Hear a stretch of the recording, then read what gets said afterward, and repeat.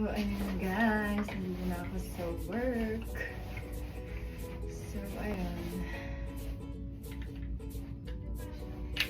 Share ko sa inyo. May uniform na pala kami sa work. So, ayun guys, nagpapalit lang ako lagi ng shoes. Iniiwan ko na yung shoes ko dito. Tapos, meron na kaming hameran.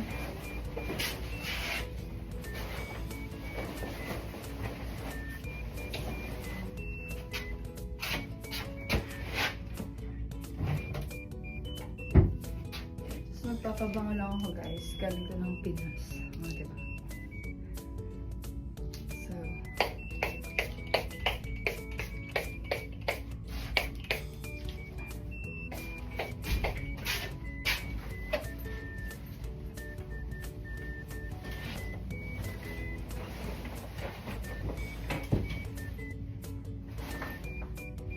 So, ayun guys.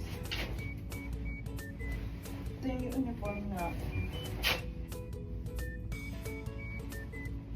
So, pinapatungan ko pa siya syempre. Medium to. Sobrang laki pala ng medium. Akala ko sakto lang sa akin. So, ayun guys. Favorite to dito nung boss namin. So, fix yan. Oh, diba? Taray. Iniiwan ko na lang dito. So, ayun. Diba?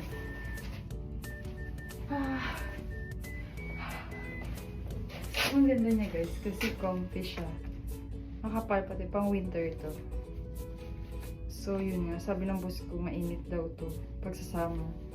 So, dahil may bago kaming darating na kasama, nag-order siya ulit ng pang summer na mas manipis. Tapos, nilibre niya ako ulit.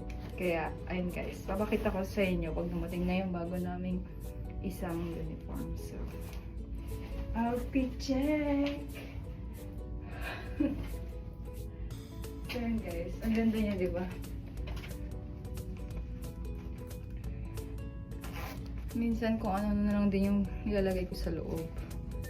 Kung saan ako komportable. So, ayun guys.